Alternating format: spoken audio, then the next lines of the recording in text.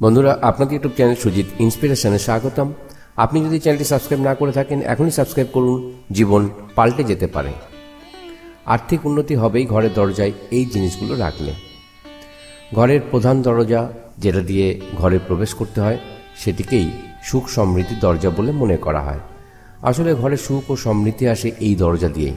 এই স্থানে ঘরের বাসিন্দাদের ভাগ্য নির্ধারিত হয়। মুখ্য দরজা যদি ঠিকভাবে না থাকে, তাহলে ঘরে কখনো সুখ শান্তি প্রবেশ করে না। ঘরের মূল দরজা শুভ এবং ভালো তৈরি করার জন্য বিভিন্ন রকম জিনিস আমরা লাগিয়ে থাকি। এই সমস্ত জিনিস যদি আপনি ঠিকভাবে লাগান, তাহলে যেমন সুখ সমৃদ্ধি আপনার ঘরে চিরস্থায়ী হবে, তেমনি ভুলভাবে লাগালে কিন্তু সর্বনাশ ডেকে আনতে পারে। 1 নম্বর, পাতার শিকল। অনেকে দরজায় বেলপাতা, আম পাতা বা অন্য পাতার শিকল লাগান। বিশেষ করে উৎসবের আগে মুখ্য দরজায় এগুলি লাগানো হয়। বিভিন্ন রকমের প্রয়োগ করা হয়। সাধারণভাবে সবচেয়ে ভালো বলে মনে করা হয় আমের পাতাকেই। এটি যে কোনো দিনই স্নান করে লাগিয়ে দেওয়া যায়, তবে মঙ্গলবার সবচেয়ে ভালো ফল দেয়।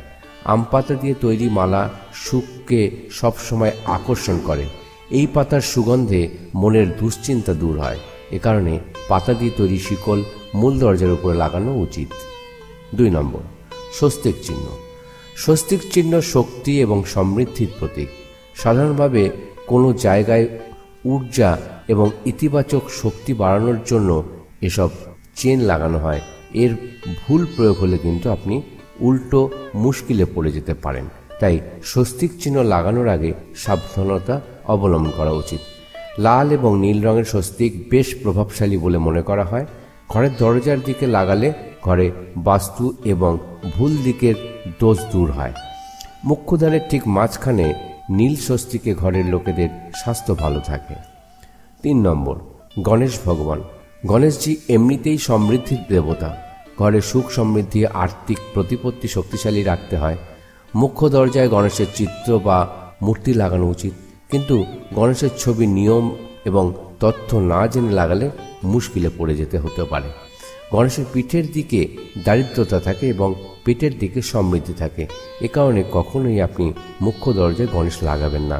এটি ঘরের ভেতরের দিকে লাগানো উচিত। বাইরের দিকে লাগালে ঘরে ধনের অভাব হয় এবং দারিদ্রতা বাড়তে থাকে। ভেতর দিকে লাগালে বাধা দূর হয় এবং সমস্ত কাজে সফলতা আসে। 4 নম্বর, মঙ্গল কলস। কলসের অর্থ সম্পূর্ণতার প্রতীক। এটি শুক্র ও চন্দ্রের প্রতীক। এর স্থাপনা মুখ্যরূপে 2 জায়গায় করতে হবে। মুখ্য দরজা এবং পূজাস্থানে এটি রাখলে কলসের মুখ চওড়া এবং খোলা হওয়া উচিত। এর মধ্যে পর্যাপ্ত জল ভরে রাখা হতে পারে। ফুলের কিছু পাপড়ি দিয়ে আপনি রাখতে পারেন। মুখ্য দরজার উপরে জলে ভরা রাখলে ঘরে সুখ সম্পদ চিরস্থায়ী হয়।